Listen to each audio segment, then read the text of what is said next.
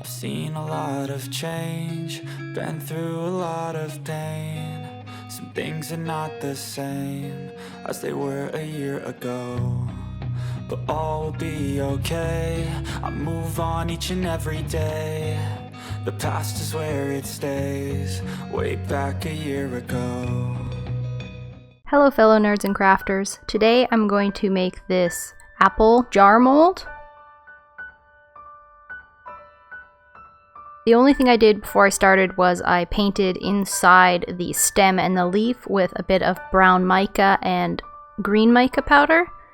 I'm not sure if that's going to work, which is why I didn't bother putting it in. Then I'm taking this Kamenskia ink in the color Ruby.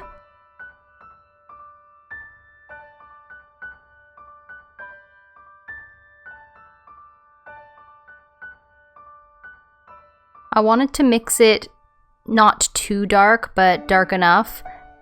Unfortunately, I also didn't really take into account that the top part of this mold is one solid piece, whereas the bottom of the jar is hollow, so it's thinner, and the colors will be different. So next time I'd either make this a lot darker or opaque.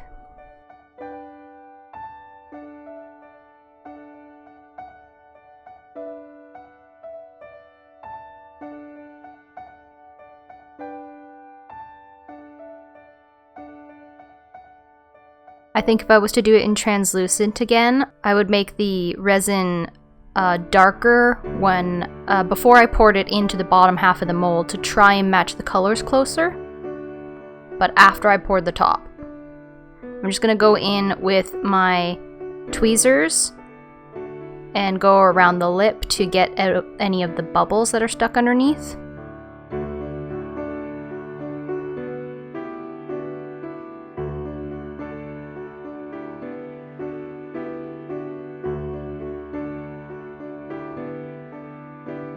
I think this would be a great teacher's gift. They could put either little candies in it or notes or whatever they might actually need it for, or just sit on their desk.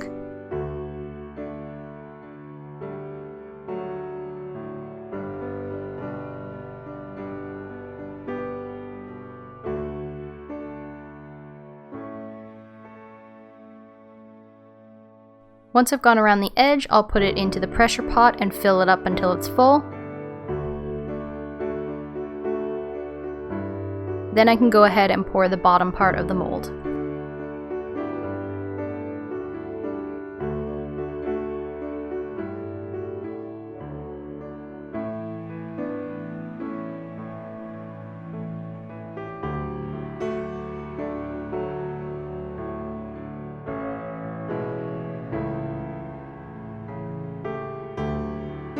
Once it's mostly full, I will put that in the pressure pot, and then I can fill it all the way full.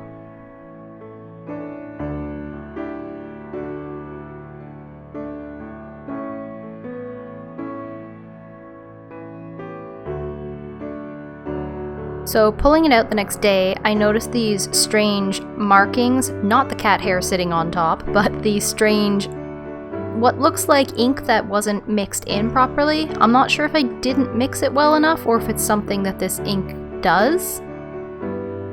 The mica powder came out okay, but I'd probably just paint it after the fact next time. And I got a lot of bubbles around the edge of this piece for some reason. It could have been the resin I was using at the time. Maybe I didn't use it fast enough.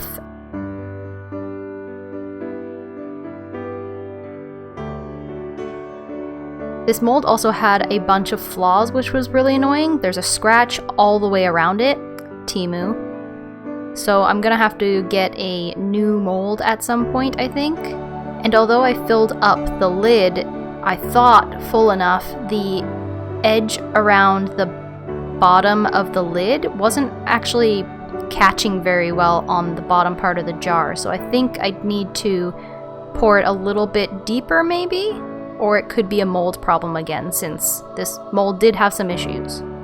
I'm just showing here the difference in color that you can see based off of the thin walls and the full top. It looks pretty cute overall. I just wish that it didn't have those scratches, and I wish I didn't get the bubbles. Here's some pictures of the finished jar. If you enjoyed this video, please give it a thumbs up and subscribe. And if you can, please leave a comment, even if it's just a smiley face, it will really help me out. Thanks for watching, and I will see you next time. Bye!